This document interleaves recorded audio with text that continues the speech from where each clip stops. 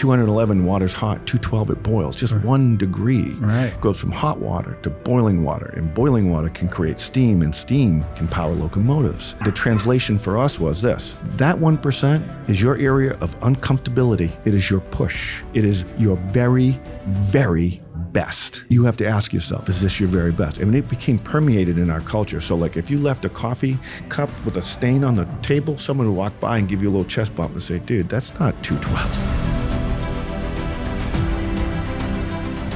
Hey guys, Damian Stevens, host of MSP Mindset, and I am blessed to be here in person at GrowCon 2024 with Jason Caras, and he is the CEO of IT Authority. So Jason, I wanted to dig right in. Tell me about how many businesses you've started now. The first company I had when I was 14 years old, Jay's Painting. Okay. I grew that till 18. And I had 2 crews working in high school while I was... You grew that to 18? While I was in class, I had 2 years crews old? painting houses. And then I went on to a total of 12 companies, 3 of which have been successful. Okay. What about Jay's Painting? Is that in there? You know, it was a nice little exit, actually. I was able to sell off all my assets at the end of that little run. Oh, there you go. And the best thing I was looking forward to is not picking paint out of my fingernails. That's hilarious. So how do you go from 12 companies, 3, according to you, successes, to building an MSP that's been on the Inc. 500, what is it, 7 times or something like that? Yeah. I guess we have been, yeah. Yeah, the Inc. Yeah, we're a 7-time recipient of the Inc. 5000, yeah. Yeah, Inc. 5000. Thank you for Yeah. that. Yeah, so what do you attribute to that kind of growth and also staying power? You know, with this particular company, the success comes from so many different things, one of which is my business partner, who is a literal genius. If he had this conversation 30 years ago, he would literally describe what your shirt said. He plays every musical instrument. He's amazing at operations, and he's our best technical engineering solution engineer.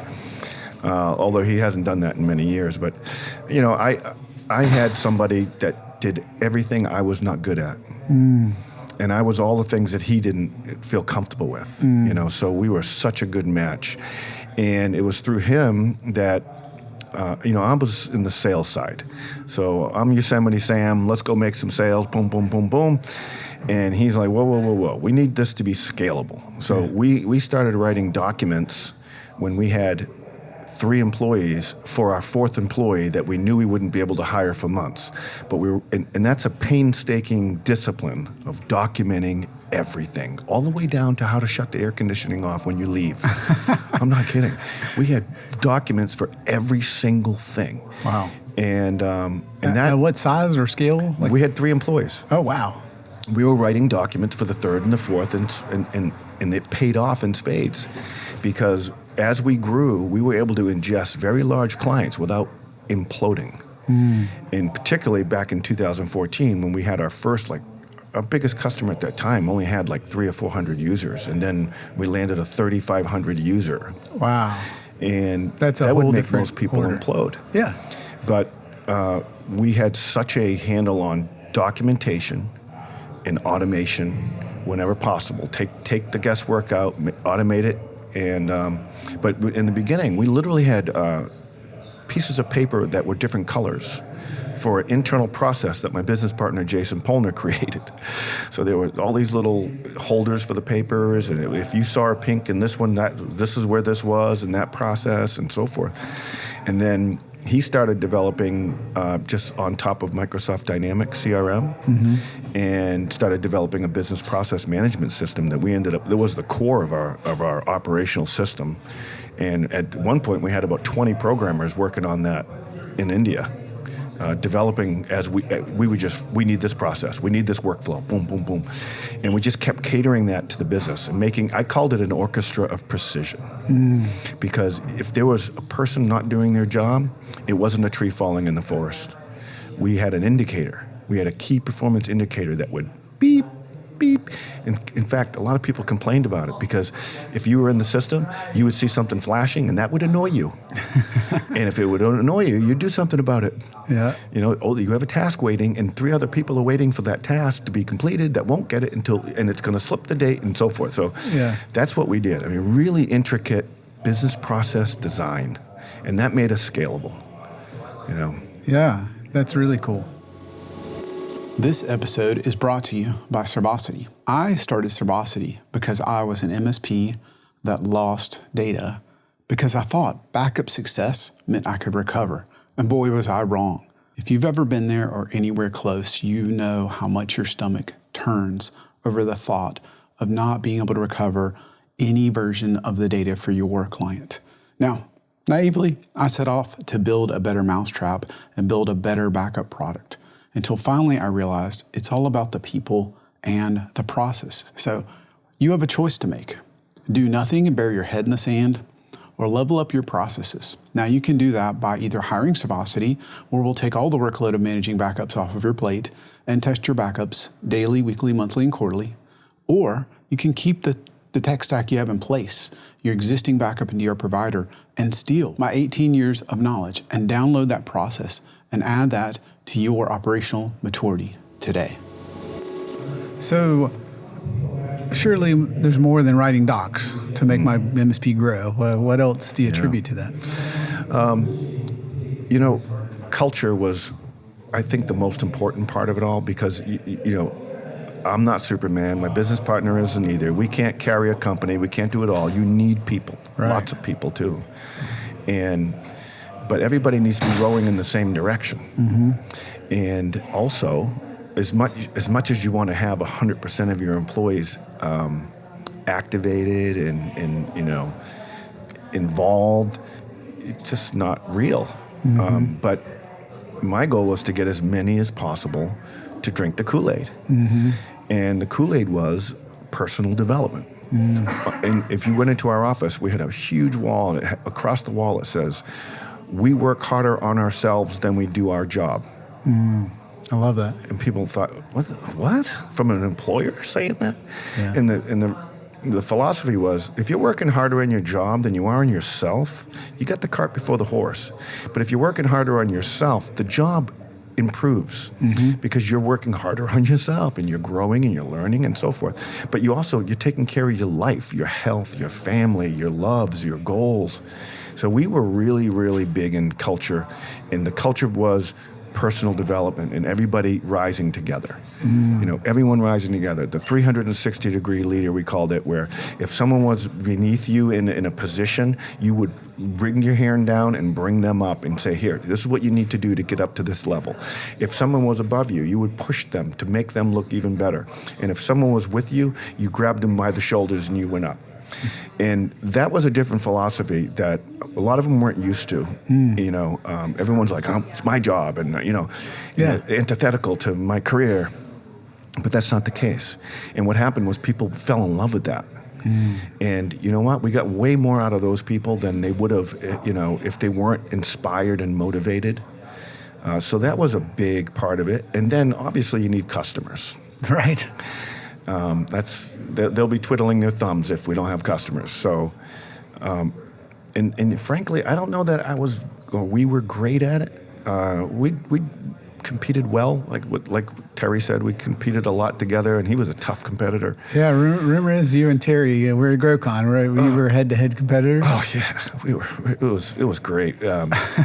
But we had a sales system. It was pretty cool. Looking back, I mean, now it's antiquated, but back then, before all the automation, we would come out and do an exhaustive study, and then we would come back with a living binder, and we would just wow them. I had these beautiful 3-ring binders made up with our logos all over them, and it just looked so beautiful and professional that. Our goal was to outclass our competitors. If they gave you a 1-page proposal, we were giving you a 17 proposal with tabs on it, and it was a reiteration of everything we uncovered during the sales cycle, all the concerns and how it's impacting your business and what some potential solutions might look like and what the benefits would be in the end of that, and just articulating that whole story. And the customers bought in. And we had a very high closing ratio, probably higher than we should have because we took on more than we should have. We weren't selective. We're selective now because we can be. When you're growing and you're trying to make payroll, you're taking anything and everything. That's right. Which is also, that is antithetical to growth, because you can't grow a business if you're going in 8 different directions. Right. You gotta pick one, and we did. We didn't go outside, but we stuck to our knitting, and not let the shiny objects distract us. And there's a lot of those. You can offer those services through partners and be transparent with the customer and say, look, we don't do this, but we work with a partner. They're pretty good. We like them. We've recommended them to our clients. But I don't want it on my paper. Right. We don't do this stuff. You're going to call my help desk and ask for a SIP trunk? No. Right. We don't even know what to do with that. Yeah. Right? So it seems like you've put a lot of work into culture. I love the personal development part. It seems like that turned out in a number of accolades, best place to work, that sort of thing. Yeah, we got best places to work for about 10 years. We were voted the #1 company to work for in Florida. Wow. By Florida Trend Magazine. We even beat Microsoft. It was big. Yeah. And people, we had a big Kool-Aid stuffed animal inside the office, right? Because everyone felt like they were drinking Kool-Aid. It was inspiring. Everyone was helping each other. The career paths were there. And I would do a monthly work session with everybody where I'd walk them through this program. I eventually wrote a book on it, and that's the book I was telling you about earlier. And it's just fundamentals of building your life. It's fundamentals, and I taught those. But the end of the course ended up with a dream board, a vision board. But that was actually the last step. You would actually do things like write letters to yourself. You would assemble your values. You would contemplate. You'd go through this process, and then you would end up with a dream board that symbolizes all of the preceding exercises, so that you could look at it and say, "That's why that's there." And I got to tell you, I still have employees, former employees, that come back to me and they said, I brought that concept to my company, and everyone loves it here. And we had one concept. It was called the 212-degree principle, and we didn't invent it. We just adopted it. And back in 2007, I came across it. It was just a company that did posters and mugs, 212 degrees. I'll explain it. 211, water's hot. 212, it boils. Just 1 degree. Right. Goes from hot water to boiling water. And boiling water can create steam, and steam can power locomotives. But the translation for us was this. That 1% is your area of uncomfortability. It is your push. It is your very, very best. You have to ask yourself, is this your very best? I mean, it became permeated in our culture. So like if you left a coffee cup with a stain on the table, someone would walk by and give you a little chest bump and say, dude, that's not 212. Yeah. That's how crazy it was. My license plate still says 212. I believe in the concept because it's such a simple one. Give your very best. Ask yourself, have that internal conversation and ask yourself, is this my very best? My very best? Because if it isn't and you're doing 211, don't expect anything great. Yeah. You're going to have nothing but mediocrity. You're not going to reach your goals. It's the push. It's like working out. If you're going to work out and every time your chest doing bench press starts to burn, you stop and rest, you're defeating the purpose. You need to go through the pain. Yep. You need to tear the muscle, and it's uncomfortable. So the longer you're able to stay in an uncomfortable place, the more successful you will be, the more you'll grow. It's easy to relate to in working out, right? That's what I love it. Yeah. That's what 212 is easy. It's just, 212, your very best.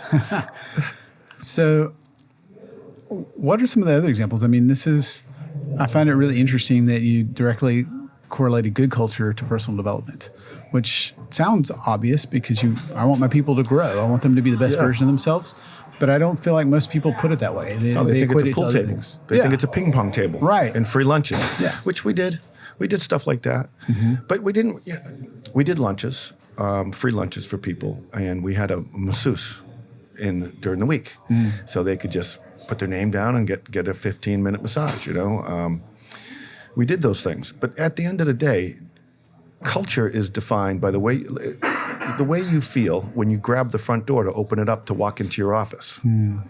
Because that is how you feel. Now, how you feel is how you're going to behave. Yeah. And if everybody's feeling like they can't get ahead in their job, that they're competing with their fellow people, that it's vicious, that it's cutthroat, it's not going to be good. But if you have the opposite of that, and it's everyone's growth oriented and everyone's really in it together and people are selfless, it just changes the dynamic. So to me, culture is how you feel, and how you feel is how you're being treated. So for instance, are you missing employee reviews? Are you, what we would do is we'd sit down with them and design dream boards with them. When are you going to buy that house? Well, how are you going to do that? Well, you're going to need to make more money. All right, so how do you do that? You need to improve your value. You have this much value, and it's great. We love it. But you need to get to this stage. That needs more value. You have to add more value because the company needs more value to be able to give this to you. It's how it all works. Yeah. And so that, to me, culture is not the ping pong tables. It's about how you treat people and whether they know you have their back. I've showed up at a kid in a coma who was an employee. If we didn't care, we would have been there. We've paid people well longer than we should have, given them severances that were beyond, anything reasonable because they were in a bad situation in their life. It's really just doing the right thing. Treat people the way you want to be treated. Yeah. Truly the way you want to be, like a family, like a family you love. So, not the ones you're forced to hang out with. There's some people that don't like their family. I say that, but I love my family. What do you wish you could say to yourself 10 or 15 or 20 years ago about this journey? Oh, it would be don't spend as much money. That's just a personal thing. I just have grown up liking. That's what motivated me, having things. And as I grew older and I became a family man, and I didn't want the condo in Las Vegas anymore. Now I wanted the trip with the RV and the kids out in the mountains. It's a whole different, same money, right? Same money, just better. But I would have saved a lot more money. I would have been more frugal.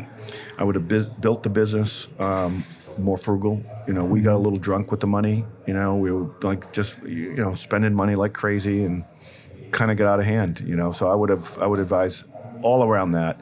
I think everything else. I think we did everything right. We treated people well. We grew. We had a meteoric rise. We ended up selling. All that stuff worked out for us. Is there one thing you would ask? Is there something you're challenged with? Would love help with? Is there an ask you have for the season you're in right now? No, I got a lot going on right now. In the panel discussion, I just shared that, I'm moving into a new category. The typical MSP will have customers that are, 25, 50 users, and a big one might be 500, 600 users. Right. Our largest one is 3,500 right now, but our parent company is bringing opportunities that one of which is 200,000. Another one is 350,000 users. That's a whole new universe for me. Yeah. Right. So we're having to mature and align. So that's where I'm at. I'm growing and learning and learning the enterprise space. Okay.